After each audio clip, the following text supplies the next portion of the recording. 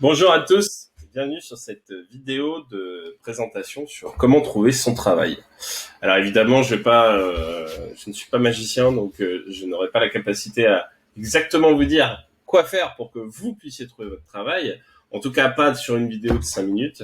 Mais en tout cas, je vais peut-être pouvoir vous donner quelques éléments qui vont vous permettre de bien restructurer et de bien penser votre stratégie pour aller chercher le travail que vous souhaitez trouver. Alors, dans un premier temps, on va voir les différentes étapes. Enfin, on va voir ensemble les différentes étapes assez simplement. Ça passe dans un premier temps par faire un CV qui soit beau. Alors, je vous recommande d'aller sur canva.com, sur lequel vous avez.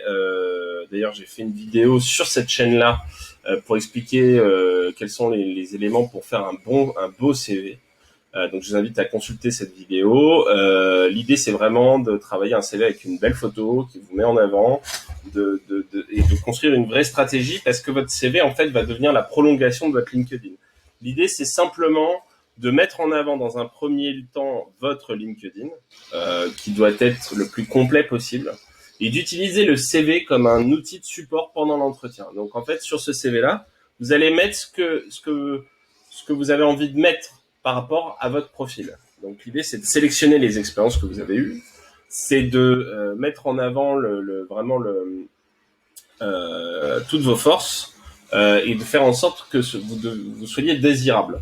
Parce que souvent, on utilise le CV dans les entretiens. Les entreprises, même vous allez venir avec votre CV en entretien et vous allez donner votre CV.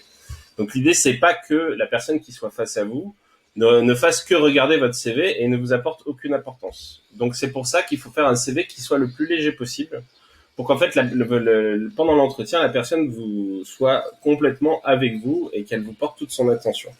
L'idée, c'est que si à l'issue de l'entretien, ce que vous pouvez faire, c'est envoyer un email. Alors, ça s'automatise très simplement avec des outils type Zapier.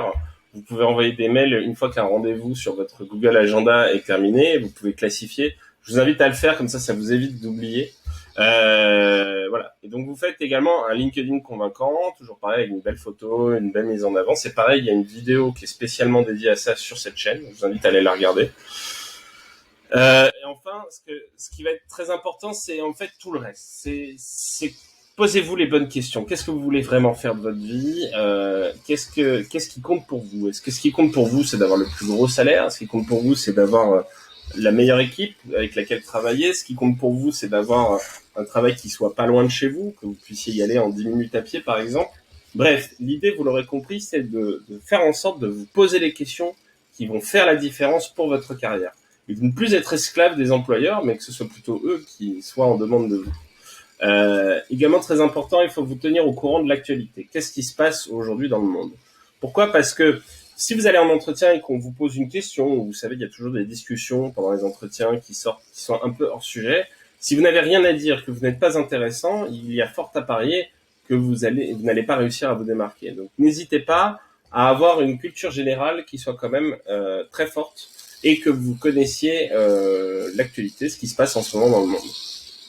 Enfin, et c'est là-dessus que je vais passer peut-être 30 secondes, une minute, c'est de vous assumer. Il faut arrêter d'essayer de plaire à tout le monde. Vous ne pourrez jamais plaire à tout le monde. Il faut donc que vous décidiez de faire un parti pris, que vous fassiez un choix par rapport à ce que vous souhaitez mettre en avant de votre profil.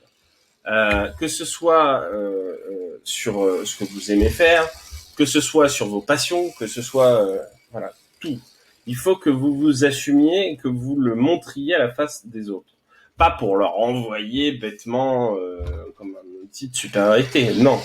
Pour faire en sorte que les gens vous trouvent une aspérité. On ne recrute pas quelqu'un qui n'a pas d'aspérité. Ou alors, en tout cas, est-ce que vous avez vraiment envie de travailler dans une entreprise où les gens qui sont recrutés n'ont pas d'aspérité? Peut-être que vous êtes sans aspérité. Dans ce cas-là, il vaut peut-être mieux, effectivement, trouver ce genre de société. Mais ce que vous voulez, c'est être vous-même. Et il faut rester soi-même. Donc, ce que je vous invite, c'est quand vous irez en entretien, à être vous-même, à ne pas essayer de vous cacher, pour plusieurs raisons. Et notamment, l'une d'entre elles, c'est que simplement, au bout de chasser le naturel, il revient au galop.